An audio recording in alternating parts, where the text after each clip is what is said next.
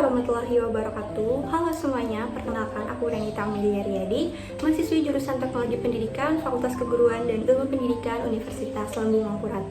Nah teman-teman, pada video kali ini aku akan membahas sebuah artikel yang berjudul Educational Innovation from Around the World.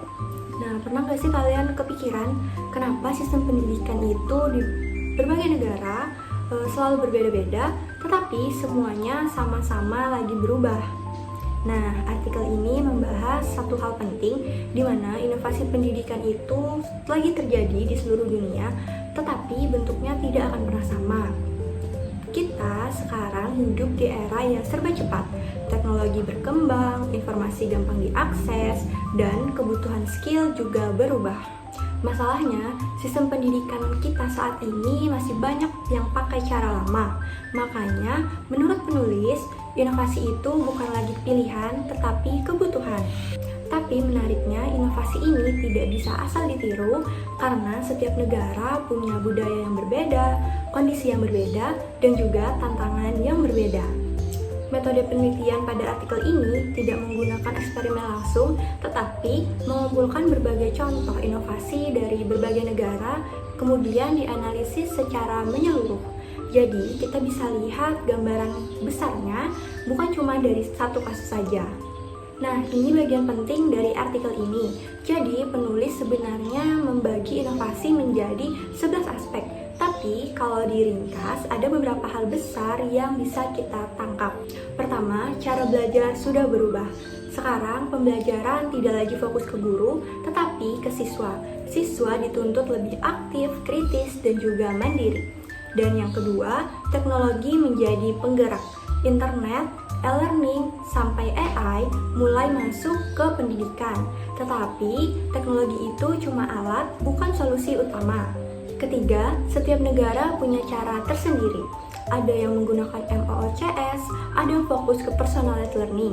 Artinya, tidak ada satupun model yang terbaik, tetapi tergantung bagaimana suatu negara itu menggunakan model atau bagaimana kebutuhan dari suatu negara itu. Yang keempat, pendidikan harus inklusif.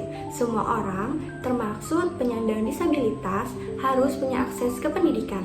Ini menunjukkan bahwa inovasi itu juga soal keadilan sosial. Yang kelima, cara menilai juga berubah. Ini bukan cuma soal ujian, tetapi juga cara berpikir, kemampuan memecahkan masalah. Yang keenam, guru tetap kunci utama. Walaupun teknologi berkembang, peran guru tetap tidak tergantikan. Yang ketujuh, peran masyarakat. Pendidikan tidak cuma tanggung jawab oleh pihak sekolah, tetapi juga orang tua dan juga komunitas lainnya. Yang kedelapan, berbagai tantangan yang harus dihadapi, mulai dari keterbatasan fasilitas, kesenjangan digital, sampai kesiapan sistem. Yang kesembilan, masa depan pendidikan, di mana pendidikan ini akan dipengaruhi oleh AI, robotika, dan juga teknologi canggih lainnya. Yang kesepuluh, kebijakan harus fleksibel. Pemerintah tidak bisa asal meniru sistem negara lain. Dan yang terakhir, budaya itu penting. Inovasi harus tetap sesuai dengan nilai dan juga budaya lokal. Dari semua itu, ada satu hal penting, yaitu inovasi pendidikan bukan cuma soal teknologi, tetapi tentang bagaimana sistem, manusia, dan juga budaya bisa bekerja sama untuk menciptakan pelajaran yang lebih baik. Jadi kesimpulannya, inovasi pendidikan itu wajib, tetapi tetap harus adaptif, inklusif, dan juga selalu sesuai konteks. Karena jika tidak, maka inovasi bisa gagal dan juga akan memperbesar kesenjangan. Nah, menurut aku, artikel ini memberikan insight penting bahwa pendidikan masa depan bukan cuma soal canggih, tetapi soal relevan dan berdampak nyata. Sekian penjelasan dari aku, semoga bisa bermanfaat untuk kita semua. Aku Ranita, wassalamualaikum warahmatullahi wabarakatuh.